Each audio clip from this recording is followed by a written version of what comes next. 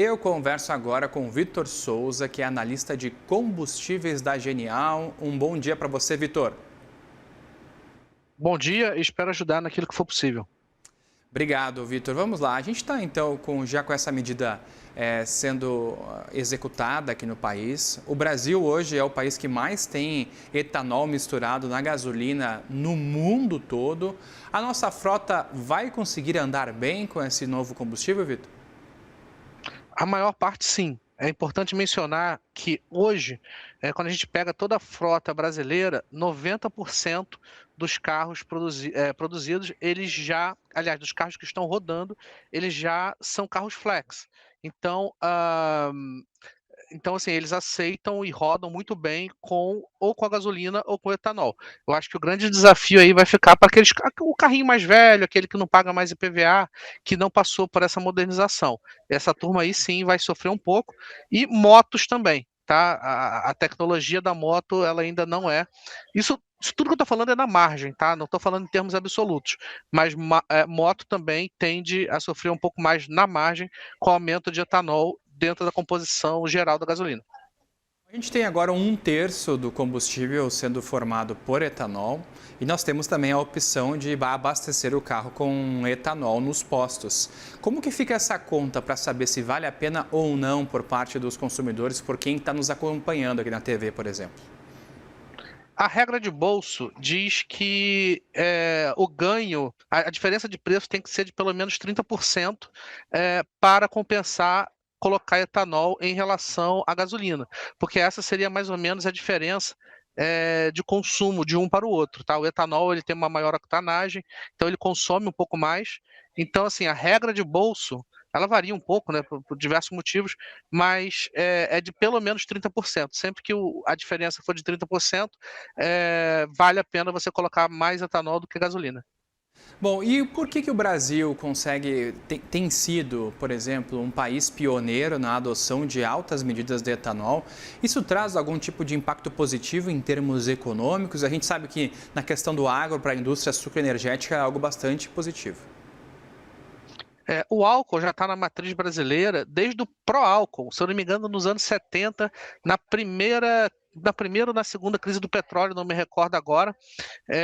Então, assim, antes de nós termos nascidos, o álcool já está dentro da matriz energética brasileira, né? Ela já foi muito alvo de críticas e coisas assim, mas hoje em dia ele é muito bem-vindo, tá? Como eu te falei, existe um custo, principalmente para aqueles que não possuem os motores mais atualizados ou motores que não foram tropicalizados, mas no geral a leitura é positiva, tá? Então, assim, a gente diminui a exposição à importação de gasolina e também na margem melhora os econômicos, né, para quem produz etanol, né, para a indústria sucroalcooleira. Então, assim, a leitura é mais ou menos essa. Quando a gente está falando de desconto na bomba para o usuário final, a bem da verdade, esse aumento traz um desconto muito marginal. A gente está falando aí de uns 3 centavos por litro, mas, né, como a gente fala, está falando de um volume muito grande, muito expressivo, digamos assim, a cadeia produtiva como um todo tende a se dar bem. E lembrando mais uma vez que esse aumento no etanol vale por 6 meses, sendo prorrogável por mais 6 meses, né? Então vamos ver aí o acompanhamento da guerra, do conflito, o fechamento ou abertura do Estreito de Hormuz, mas a coisa se desenha mais ou menos nesse cenário. E essa medida deixa o Brasil, por exemplo, mais imune às mutações do preço do petróleo, a esses problemas mundiais que acontecem e que acabam impactando os combustíveis fósseis como um todo, já que nós temos uma matriz própria e que consegue ser forte, mais forte perante outros países? Marginalmente, sim. Como você mesmo mencionou no início da nossa conversa, a economia, entre aspas, né? Mas é uma economia. O Brasil deixa de importar, acho que 450 milhões de barris, acho que foi isso que você falou, né? Me corrija se eu estiver errado. Mas no limite, sim, né? Ele troca uma fonte que precisa ser importada por outra que a gente já tem aqui dentro de casa, tá? Mas como eu mencionei também, existe ali, no final do dia, a economia, ela não é tão relevante na bomba assim, a gente está falando de 3 centavos por litro do barril, que esses 3 centavos eles são compensados por um maior consumo, né? O etanol ele consome um pouco mais, mas no limite sim, né? A gente fica menos exposto a oscilações e choques desagradáveis que vêm de fora. Então, se nós temos uma redução do desempenho dos carros, por conta do combustível estar um pouco diferente, mais misturado, com mais álcool, que tem menos, a rentabilidade dele é menor nos veículos, e nós temos um desconto marginal, a conta fica elas por elas ou ainda existe um certo tipo de lucro, uma arrecadação melhor nesse caso? Assim, a octanagem aumenta, né, o consumo aumenta, mas, então assim, o que o Ministério de Minas e Energia diz é que no final do dia o ganho para o consumidor vai ser tipo de 1 centavo por litro. É muito marginal, assim, é quase nada, mas eu acho que o verdadeiro benefício está dentro da cadeia produtiva, né, energética brasileira e mais especificamente a sucroalcooleira. E o Brasil estuda ainda, por exemplo, Vitor, aumentar, né, depois desses testes, se tudo acontecer bem, aumentar ainda mais a questão do etanol na mistura da gasolina para patamares como 35%, 36% em um futuro. Aí nós pararemos de ter tanta essa dependência? Essa é uma medida que já é analisada? Será que o setor consegue já mensurar e trazer um indicativo positivo ou negativo? Ela é mencionada, o que é bem diferente dela ser posta em prática. Como eu mencionei, como existe uma piora relativa na parte de consumo dos carros, e bem ou mal a gente está falando de 10% da frota nacional, ou seja, não que estaria, enfim, exposta a essa medida exatamente por ser mais envelhecida, etc., isso não é um número desprezível. 10% da frota é coisa pra caramba. Então, eu acho que é isso que no final do dia a gente tem que ficar de olho. Então, assim, respondendo a sua pergunta de maneira objetiva, sim, pode ser aumentado, inclusive a indústria fala abertamente em até 35%, mas com esse impacto na margem que eu mencionei, né?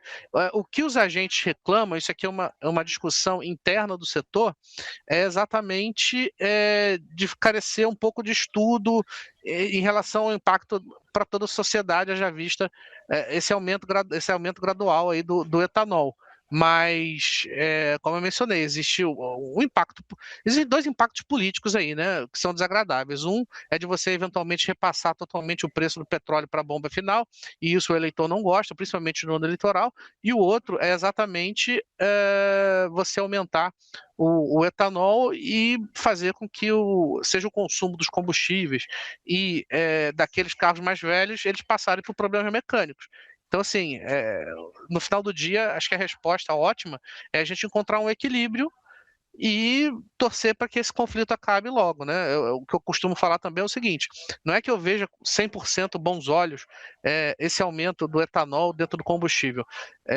Eu entendo que isso foi necessário devido ao que está acontecendo lá fora e que passar completamente o preço do combustível, a gente está falando de quase R$ 2 aí, acho que é 1,80, tem que olhar na Abicom, mas enfim, seria muito desagradável também. Mas ao mesmo tempo, à medida que você coloca mais mistura de etanol dentro da gasolina, você tem esse impacto nas frotas mais antigas, mas também no consumo dos carros regulares, né? Eu acho assim, é algo que se fosse 100% bom, já teria sido aplicado antes. Né? Então, assim, se não se aplica 100% é porque existe algum motivo. Né? Você tem benefícios, você tem malefícios. No final do dia, quando se fala de política pública, eu acho que o ponto de equilíbrio está no meio, né? Para agradar gregos e troianos. Tá bom, Vitor Souza, analista de combustíveis da Genial, muito obrigado pela participação aqui, por ter nos ajudado a entender um pouco mais esse setor. Muito obrigado a vocês, boa tarde e até a próxima. Até uma próxima.